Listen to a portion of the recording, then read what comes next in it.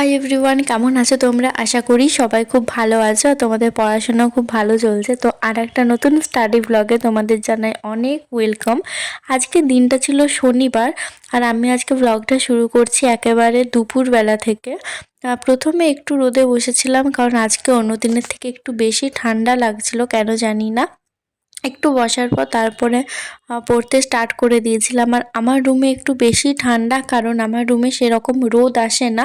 সকালবেলা একটু রোদ থাকে, তারপর একদমই রোদ থাকে না, সেজন্য সারাদিন সোয়েটার পরেই থাকতে হয়। আর আজকে আমি এএনএম জিএনএম এর যে রেফারেন্স বইটা আছে সাঁতরা থেকে, সেখান থেকে যে মক টেস্টগুলো আছে ওগুলো আমার লাস্টের দুটো করা হয়েছিল না, তো ভাবলাম আজকে ওটা একটু করে নিই। তো সেই মতো প্রথমে দুটো করেছিলাম। আর 2021 সালের যে কোয়েশ্চেনটা ছিল সেটা মাঝে ছিল, আমি দেখিনি, তো ভাবলাম এটাকেও একবার না দেখে করে ফেলি। আমি কিন্তু এর আগে যখন পরীক্ষা দিই আমি কিন্তু প্রিভিয়াস ইয়ার্সের সমস্ত কোয়েশ্চেনগুলো করেছিলাম না, মানে বইটা থেকে কোচিংয়ে মনে হয় যা দিয়েছিল সেখান থেকে করেছিলাম। তো যাই হোক, ওটা কোনো রকমে মিস হয়ে গেছে, সেজন্য ভাবলাম করে নেব সবগুলো একবার করে। আর এই একবার করে অ্যান্সার মেলাতে মেলাতেই আজকে মনে হয় পুরো দিনটাই চলে গেল। পাশাপাশি দেওয়া থাকলে একটু সুবিধা হয়, কিন্তু একবার করার পর আবার যদি করি, আমি এরপর ভেবেছি কয়েকটা ওএমআর শিট জেরক্স করে রাখবো প্রিন্ট আউট করে, তাহলে বেশি করতে সুবিধা হবে, কারণ সবসময় বইয়ে দাগ দিতেও ঠিক লাগে না। আর ভাবছি আর পরীক্ষার আগে যদি নিজের বাড়িতে ওএমআর শিটেই মক টেস্টগুলো দিই তাহলে একটু ভালো হবে। আমি কিন্তু যেটা আগেবারে করেছিলাম না, দিয়ে অনেকের কাছে শুনলাম যে ওএমআর শিটগুলো প্রিন্ট আউট করে অনেকগুলো রেখে নিলে সুবিধা হবে সেইগুলো দিতে। আর এখনও না আমি কোনো রেফারেন্স বই আলাদা করে কিনিনি এএনএম জিএনএম এর জন্য, জানি না এখনও বার হয়েছে কিনা। আমার মনে হয় হয়তো বা বার হয়নি, ওটা হয়তো ফেব্রুয়ারি বা মার্চের পর বার হয়, বাট সে ঠিক মতো জানা নেই আমার। ওইগুলো করতে আমার টোটাল 3.5 ঘন্টার মতো লেগেছিল। তারপর বিকেলবেলা একটু ছাদে গেছিলাম আর তারপর মন করছিল একটু কেক খাবো, তো সেই মতো মাকে আসার পর বললাম একটু কেক বানিয়ে দিতে। আর আজকে ড্রাই ফ্রুট সেরকম বেশি ছিল না, সেজন্য কেকের ওপরটা কিন্তু ফাঁকাই আছে। অন্যবারে কিন্তু ওপরে একটু ড্রাই ফ্রুটসগুলো দেওয়া হলে একটু ভালো লাগে দেখতে। তো যাই হোক, তারপর কেক খাওয়ার পর আমি একটু বাজারে চলে গেছিলাম। আমি ভেবেছিলাম একটা ট্রাইপড কিনবো। এগুলো অনেকটা সেই সেলফি স্টিক টাইপের হয়, একটু ভিডিও করতে সুবিধা হবে। তাছাড়া মাঝে মধ্যে যদি সেলফি টেলফি তুলি তাহলেও ঠিক হবে। তো আমি এটাই অনলাইনে অনেক জায়গায় দেখেছি, বাট ভাবলাম একবার দোকানে দেখি, যদি একই রকমই দাম পড়ে তাহলে দোকান থেকেই নিয়ে নেব। আর আমি না বেশি অনলাইনে কোনো জিনিস অতটাও কিনি না, বাট কারণ নিজে দেখে যতটা কিনতে ভালো লাগবে ওটা ওটা অতটা অনলাইনে আমি ঠিক বুঝতে পারি না, সেজন্য আমি খুব কম জিনিসই অনলাইন থেকে কিনি। তো যাই হোক, বাজার থেকে আসার পর একটু খাওয়ার পরে আজকে পড়তে বসেছিলাম। এখন ফিজিক্যাল সায়েন্সটা করেছিলাম। আর আমি আজকে টোটাল 3টা পার্টে পড়তে বসেছি, মানে সকালে একবার বসেছি, তারপর সন্ধেবেলা আসার পর একবার বসলাম, তারপর রাতের বেলা। তো ফিজিক্যাল সায়েন্সে এখন করছিলাম যে অ্যাসিড ক্ষার ও লবণটা আছে ওটা।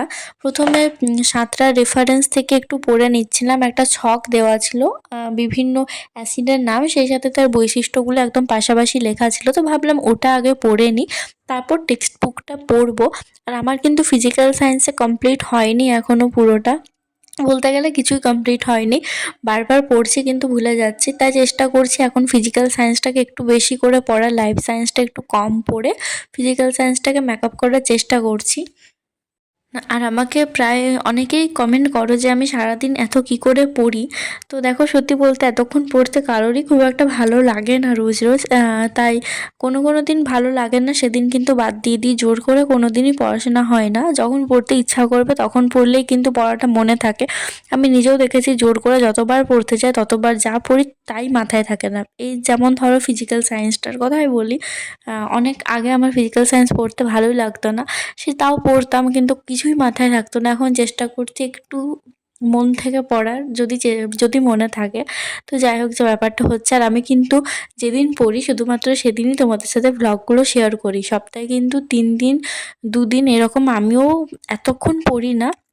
সপ্তাহে ধরো 5 দিনের মতো এই রুটিনটা ফলো করি, বাকি 2 দিন একটু রিল্যাক্স করি। এই হচ্ছে ব্যাপার। প্রতিদিন যদি একই রকম পড়ি তাহলে ভালো লাগবে না, তাই 1 দিন 2 দিন একটু কম হলেও কিছু নেই। তো দেখো ফিজিক্যাল সায়েন্সে পড়ছিলাম অ্যাসিড ক্ষার লবণ এটা।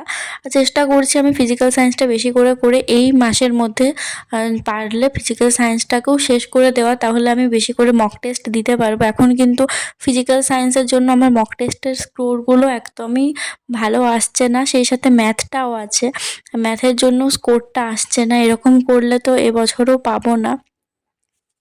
তাছাড়া পরে আমি যদি যখন অন্য কোনো এক্সাম দেবো তখনও ম্যাথ থাকবেই, সেজন্য ম্যাথটাকে আমাকে করতেই হবে। আমি এটা নিজেকে কিছুতেই বোঝাতে পারছি না। দুদিন না একটু ম্যাথটা করছিলাম, কিন্তু তারপর কী যে হয়েছে একটুও করতে ইচ্ছাই করছে না, এমনকি আমি ক্লাসগুলোও করছি না ঠিকমতো। তারপর আমার ফিজিক্যাল সায়েন্সটা প্রায় 2.5-3 ঘন্টার মতো টাইম লেগেছিল পড়তে। আজকে একটু রাত করে খেয়েছিলাম, প্রায় 11টার দিকে আজকে ডিনার করেছিলাম। আজকে খেয়েছিলাম ঘুগনি, তার সাথে একটু পরোটা। তারপরে শুধুমাত্র একটু জিকেটা পড়েছিলাম। জিকেটা ইতিহাস থেকে যে কোয়েশ্চেনগুলো আছে সেগুলো একবার আগে পড়েছিলাম আগের বছর, তো এবছর একবার পড়ে নিলাম। তো দেখছি কয়েকটা মনে আছে, বাকিগুলো ভুলে গেছি, সেজন্য একটু বেশি করে পড়ে নিলাম। তারপর আজকে আর বেশি কিছু পড়লাম না, লাস্ট জিকে। তো এখন ভিডিওটা এডিট করছিলাম আর দেখছি ক্লিপ শেষ হয়ে গেছে, এন্ডিংটা করা হয়নি, তাই ভাবলাম ফেস টু ফেস তোমাদের সাথে ভিডিওটা শেষ করি। তো এখন না জিকে পড়ছিলাম। জিকে প্রায় 1টার দিকে পড়া কমপ্লিট করেছি, আর ভিডিওটা এডিট অর্ধেক হয়েছে। এই ক্লিপটা অ্যাড করলে এডিট হয়ে যাবে, তো এডিট করতে প্রায় আধ ঘন্টার মতো সময় লাগলো, মানে ডেটটা। তারপর ওটা এক্সপোর্ট করে আপলোড করবো, তারপর থাম্বনেল বানানো ওইসব করতে আবার আধ ঘন্টার মতো লেগে যাবে। মানে ধরো ওই দুটোর মধ্যে ঘুমাবো আজকে। আস্তে আস্তে ঘুমানোর টাইমটাকে এগিয়ে নিয়ে আসছি। প্রতিদিন 3:30-4টা পর্যন্ত প্যাঁচার মতো জেগে থাকতে আর ভালো লাগছে, কিন্তু শরীরটা খারাপ হয়ে যাচ্ছে, সেজন্য ভাবছি আস্তে আস্তে করে কমানোর। তো আজকে রাত্রে লাস্ট জিকেটাই পড়লাম। আজকে কিন্তু না লাইফ সায়েন্স পড়া হয়নি। আর এই কদিনে মানে যখন থেকে আমি প্রিপারেশন নিচ্ছি, এই ফার্স্ট দিন হয়তো যে লাইফ সায়েন্স পড়িনি। বাকি কিন্তু আমি লাইফ সায়েন্স কোনো দিনই বাদ দিই না, কিন্তু আজকে বাদ দিতে হলো কারণ বাকিগুলো পড়ার ছিল, সেজন্য আজকে করেছি তোমার সকালে মক টেস্টগুলো দিলাম যেগুলো বাকি ছিল। আর তারপর ফিজিক্যাল সায়েন্স পড়েছি, আর এখন জিকে পড়ছি। ফিজিক্যাল সায়েন্স পড়তে 3 ঘন্টার মতো লেগেছে, 2.5-3 ঘন্টার মতো। মক টেস্টগুলো করতেও অতক্ষণের মতনই সময় লেগেছে, আর জিকেটা পড়তে 2 ঘন্টার মতো টাইম লাগলো। মক টেস্টটা কিন্তু আমি সেরকমভাবে ক্যালকুলেশন করিনি কত কী স্কোর আসছে, কারণ অনেক ঝামেলা, আমি না ঠিকমতো করে করতে পারি না। যেগুলো ফোনে দিই সেগুলো ভালো অটোমেটিক দিই আর স্কোরটা চলে আসে, সেটা ইজি হয়। বাট এই যে নিজে বইয়ে দিয়ে সেটাকে আবার নেগেটিভগুলোকে আবার মাইনাস করা খুব প্রবলেম হয়ে যায়। বাট সব সাবজেক্টের থেকে ফিজিক্যাল সায়েন্সটা কিন্তু বেশি ভুল হয়েছে, বেশি বাদ পড়ে গেছে। আর ম্যাথটা তো করিই নি, সেটা বাদই দাও।